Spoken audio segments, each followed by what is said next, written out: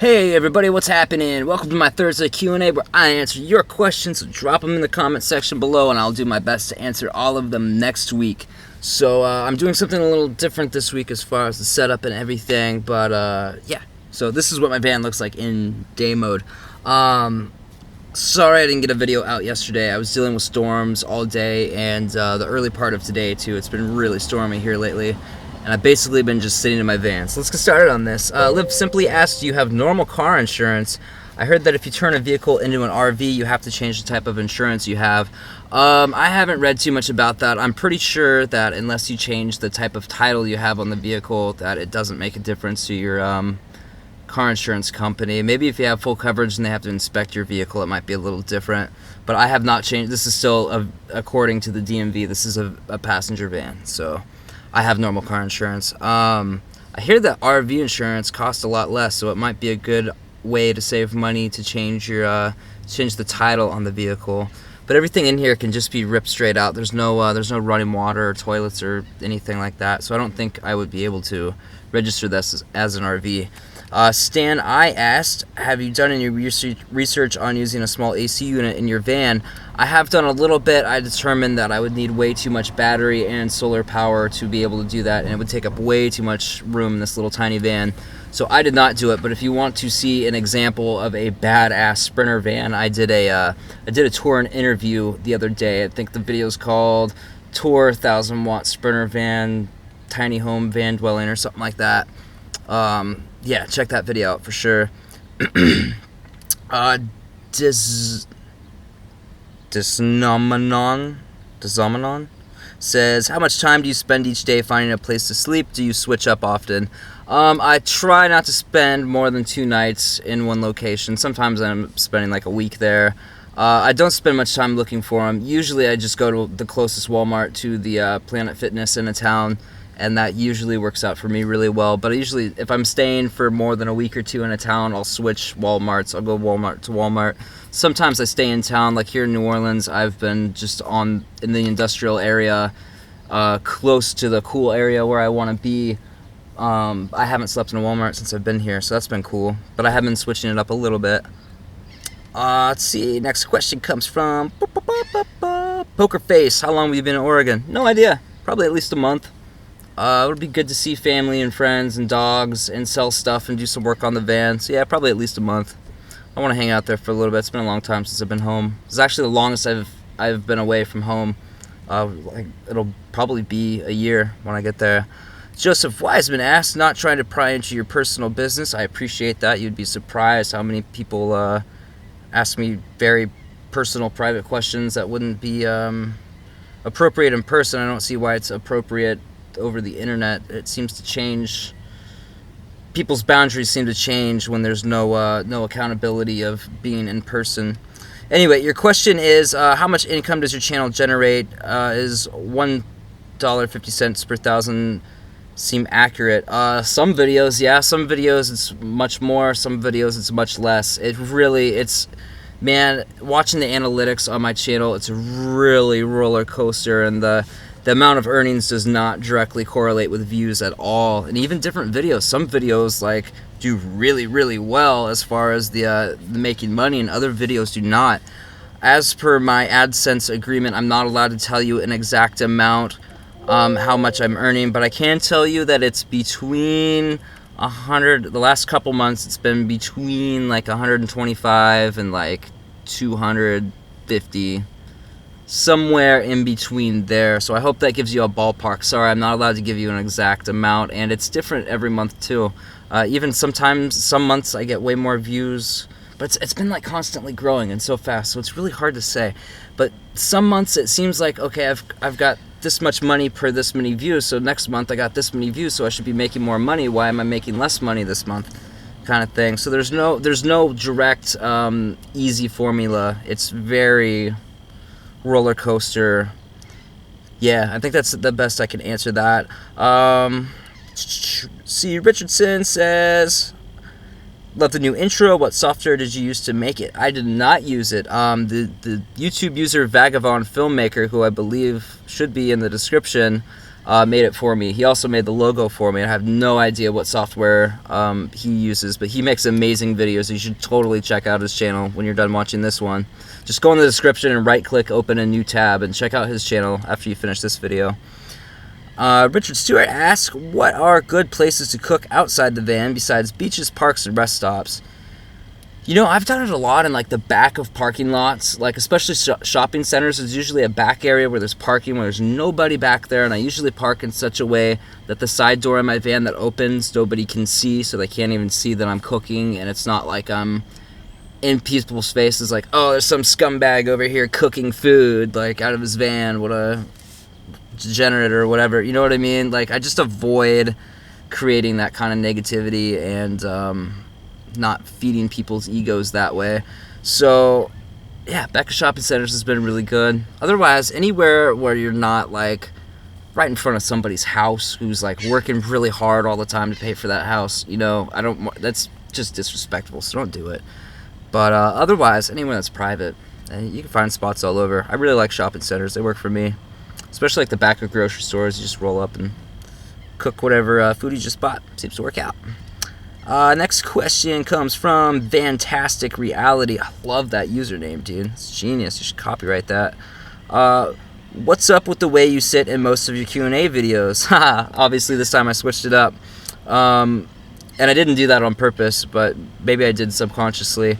It's the most comfortable way. I can't, like, as you can see, my head's touching the ceiling right now. My back's all arched and stuff. I can't sit up straight in this thing.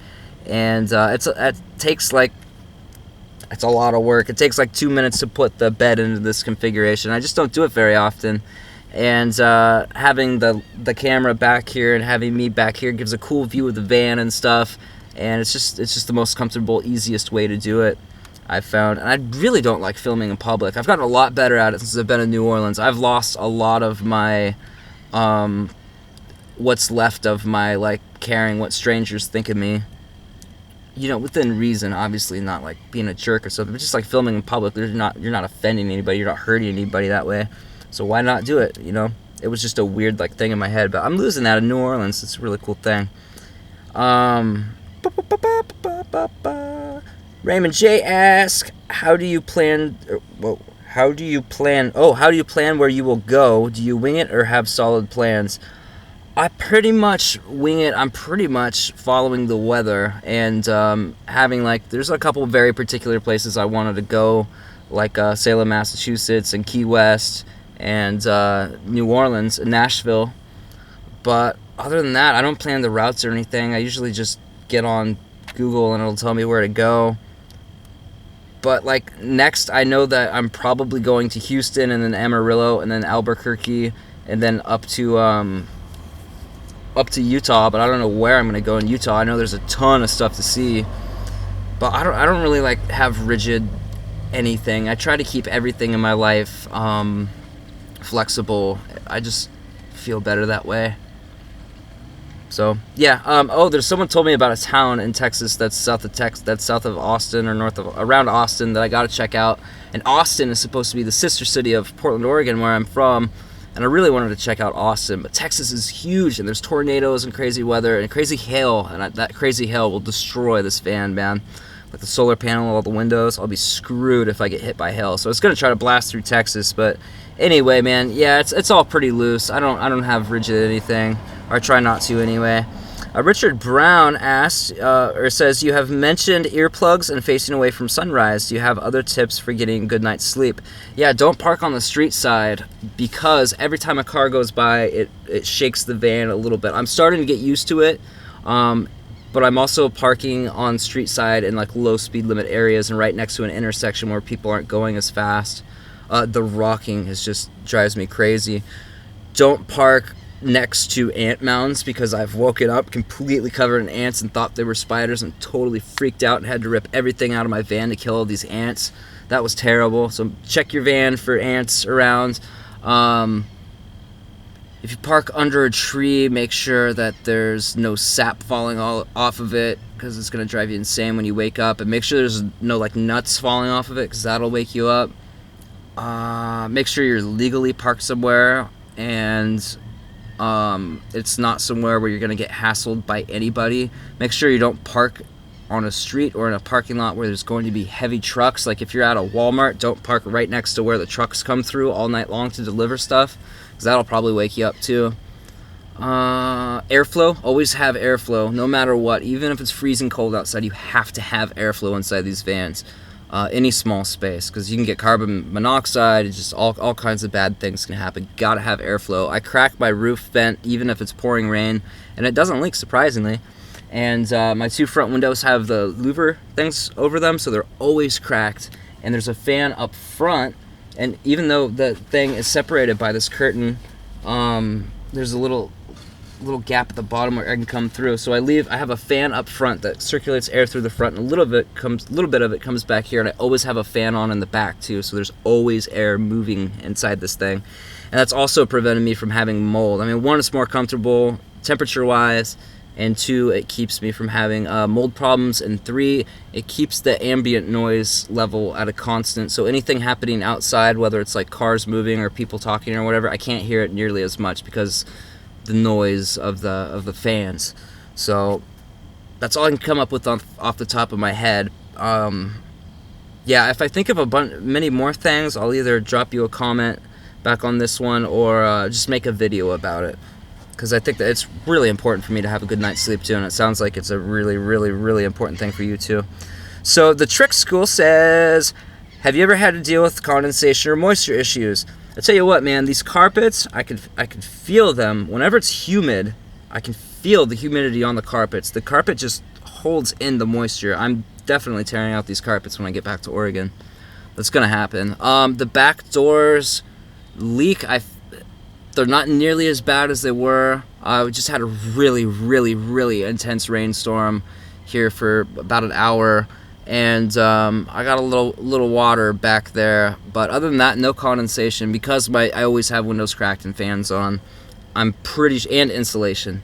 I'm pretty sure. Yeah, there's no bare metal in here at all. Well, there's 2 little tiny, there's a little strip back there, but that doesn't even get condensation on it. The windows are always covered with Reflectix, and I think the airflow is the major thing. Just constant air moving, fans always on. Next question is from Nikki Myers and Ray Esk. Both asked, did you ever get paid for your last photo shoot, the one in Cocoa Beach? Yes, I did. It took a lot of calling and bugging the hell out of them. I think that they were expecting me to give up, but I did not, and I got paid. And it was awesome. So yeah, I did get paid. VW Airsoft asked, why did you cut your long hair off? Okay, so when I was in Nashville, it was like in July or June or something. It was super, super hot and humid, and my hair actually broke off. It got so weak and dry that when I tried to brush it, it was like it was weird, because I thought the moisture meant that it was too wet. Normally I kept a little bit of coconut oil in it all the time, and that kept it healthy for the longest time. But I thought that it was too wet from the humidity, so I stopped putting that stuff in there, and my hair just got super dry and frizzy, and a lot of it broke off when I was trying to brush it. And I always had it pulled back, so every time I pulled it back, more of it broke off. So it was just in really bad shape, and it was really unhealthy. It lost its color, and it was becoming translucent and stuff, just because it was so unhealthy. I didn't know how to take care of it. I always had short hair before that. So that's why, because it was super unhealthy. I'm growing it back out now, though, I think. I don't know. I'm still not sure.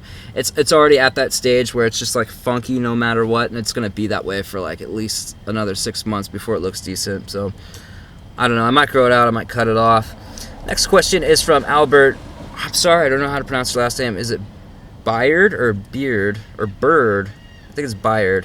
Am I right? Your question is, how does living in freedom make you feel about yourself currently, and has that changed the way you felt in the past?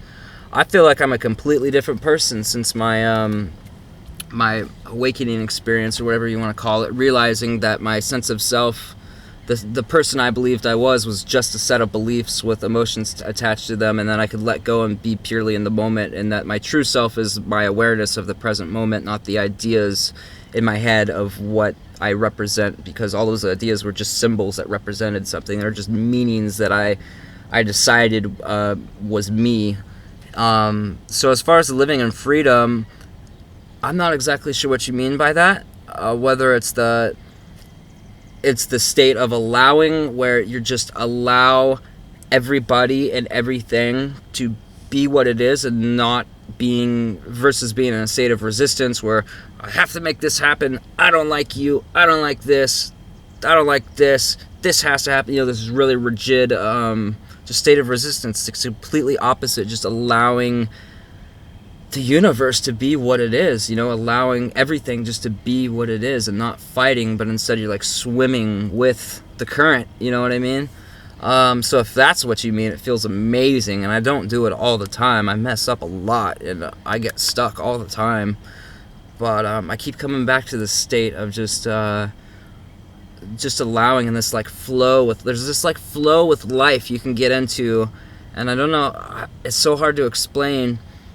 But you can just get into this flow where you're just allowing things to happen, and all of a sudden doors start opening for you everywhere, and it's just like everything starts going right. And even when it doesn't seem like it's going right, it's just teaching you something to get to the next level. And then once you get there, you realize that all that stuff that happened that you thought was like bad and holding you back and frustrating and everything else was just setting you up for something greater. So in that way, I feel great. As far as the state of freedom, as in like I'm living in a vehicle, I'm not strapped down to a house, I'm not strapped down to a job or a city or a town or anything. I'm not strapped down to anything. Like, I can do whatever I want whenever I want, within reason. As far as like how much money I have, that feels great too. So yeah, I think the greatest freedom though is the freedom of mind, of not getting attached to ideas and not getting attached to beliefs, and being open and just allowing the world to be what it is. So I'm going to stop with that, because I don't know how much more I can elaborate on that, or if that even makes sense to anybody else. No Proco Pronto says, you have the cutest intros. Thank you. Are you creating those yourself? No, I'm not. The first one was made by Wizard Dream Weston. Make sure you check out his channel. The second one was Sean Evans. What's the last word of your username? I can't remember what it is right now. What is it? Oh, God, I'll put it on the screen if I can figure out how to do that with this new editing program. And the newest one was from Vagabond Filmmaker. So I've never made an intro for myself. I have no idea how to do it or what software programs. Evans, Sean, no, it's like Syrian something. I don't know what his name is. Yeah, I don't know what program they use, but they're amazing at it, all three of them. Wow, I got very sidetracked there. Jesse P says, how important is it to hide that you are living in a van? Depends on where you are. If you're in an upscale neighborhood, it's very important. If you're where I am right now, doesn't really matter. Nobody cares. If you're in a Walmart parking lot, nobody cares. Sean, favorite color? All of them. Color's an illusion. Color doesn't exist. Color only exists in our minds. It's a subjective truth. It only exists. It's just a frequency of energy that our brain converts into a visual color, and it blows my mind, dude. All of them. And none of them. Arkansas Mike says, are you going to have your new logo on a sticker? Oh, man, I have 30 seconds. Eventually. McRocket, god dang, man, I hate these time limits. McRocket says, would your journey be more difficult if you did not have a girlfriend? No, it would just be different. Your second question, do you feel better or worse about humanity since you've started your trek? Back to the acceptance thing. I just accept humanity for what it is. I've seen some of the darkest shit I've ever seen, especially in New Orleans and Milwaukee. A couple other places too. In Boston, I saw some really dark, painful stuff. But I've also seen like the greatest parts of humanity out here, and it just is what it is, man. I don't think it really matters what I think about it. There's this like common misconception that we have to have a belief and opinion about everything, but everything just is what it is, man. I feel better just allowing it to be. Yeah, that's the best I can do on that. Eric Redicop says, you mentioned 2 guitars as music, a hobby of yours. What about your repertoire? Do you busk at all? Yeah, it's definitely a hobby. I don't really have a repertoire. I just jam, dude. I never really wanted to take the time to learn other people's songs, and busking, I've tried it a couple times and didn't make any money. So that's it for today, guys. Thank you so much for watching. Love yourself!